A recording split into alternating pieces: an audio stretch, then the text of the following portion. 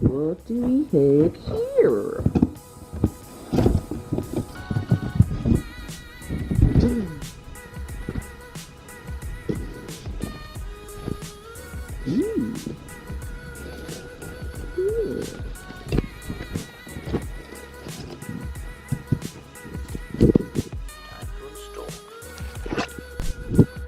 Alright, time to get the suspension on.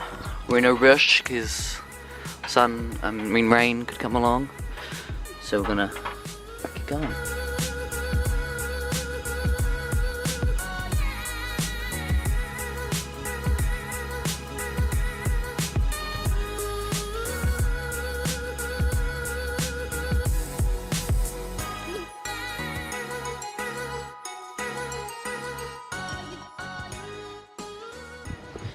So, what are we doing? Taking the spring out first, putting the new spring in? Yep. No, I was going to take the spring out first, and then once the spring's out, with the lack of tension, we can get the other one and take the shock out, put the shock back in. The shock will essentially hold the hub up a bit more, and then we can push. Well, and then get the it'll spring hold in. it steady because it'll mean it's attached up to the frame of the body, so it won't be flopping around trying to. So that then we can actually... Currently working on the front suspension the next day at middle of the night because, you know, why the fuck not, right? Work in the day. Well, not really. Leave home in the morning while it's nighttime, and then come home when it's nighttime. At nighttime, and work on someone else's car at nighttime. Alright, so we're just trying to figure out how not to talk to somebody. Fucker. They're not coming off. Why are they so tight? Those are the ones I know we couldn't get off last time. They shouldn't be that tight. Oh, yeah. So, what we can see here is this little flippy bracket on the bottom of the shock. And the bolt goes through here and nut on the top here. And what I believe I've figured out to be the correct way to do it. I'm not sure if this is true. I don't work at Nissan. I work with Hyundais. So I don't actually know. But I'm thinking you do this. You undo those two bolts, or the main bolt on the bottom of the shock. These two bolts further down the bottom here. Top one, let the bracket swing free. That way, then the suspension arm comes off. And we just got to take off all you got to do is gently push this down, and you can wiggle this whole thing out. Wow. Now we've just got to... We've still got the bolts at the top, so we got to pop open the hood, take the bolts out, and then just take the brake lines out. And that is basically how you pull the front suspension out. Pretty straightforward. Easy. Definitely easier to remove the sway bar link from the end of the sway bar. For example, here. You can see here I've taken the entire sway bar link out. It's just a lot easier. That way you don't have dangling sway bars and you end up losing a washer or something. Just take the whole thing off, leave the stuff where it is. Just remember to put it back in when you've finished. Simple. Too easy. Sweet, so all we've got to do up the top, once the bottom stuff is done, is take off the strut brace for the engine, and then just undo the if we had light. bolts under here, would be good. And yeah, it would be a lot easier if we had lights, but oh well, it's not too bad. That's yeah, bro. We'll easy. Adjust this. What's up YouTube? Been a couple of months since I've actually picked up the camera. I decided to edit the last vlog, which was the BC Gold install. And I realised I only have like 4 minutes content. So I thought I'd chuck a little review in, given that I've had it for probably 2 months or so now. So initial thoughts on the suspension would be that it is packaged really well.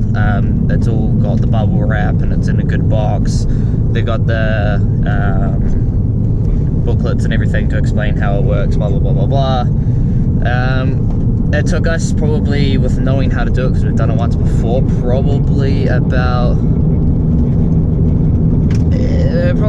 2 hours to install without us fucking around for a good 2 hours or so anyway. Fronts were super easy once you undo the sway bar, etc, etc. We actually did those faster than the rear, which is surprising because last time it took us ages to do the fronts, and the rear took like 20 minutes aside. Initial kind of thoughts when jumping into the suspension from stock to the BCs.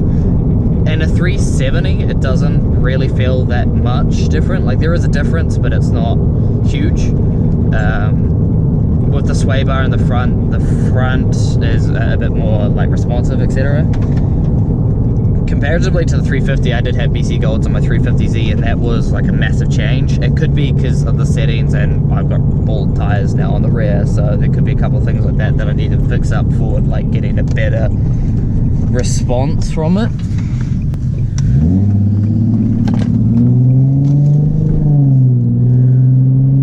Other things would be, like, it's quite simple to change the tuning of it because the fronts are easy access. The rears are a little bit more annoying because you've got to take off some interior by the looks of things to get to the rear.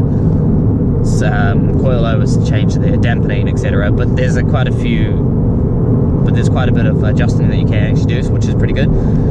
The other issue would be, I've only lowered it probably like 1.5 inches, 2 inches maybe, and my Tomy almost scrapes on everything, so it's quite a risky one, I guess, depending on how low you want to go and the roads in your area. My area's, like right now, the roads are fine, but 20 minutes away where I go to work sometimes is quite crap.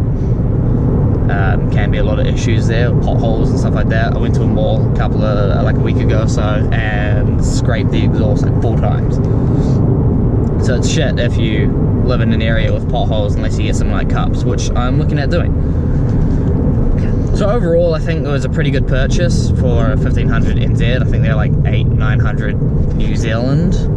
Only other suspension that I can think of that I'd want to look at would be like MCA suspension or something like that. Don't know what the fuck that guy's doing. Why don't you just go?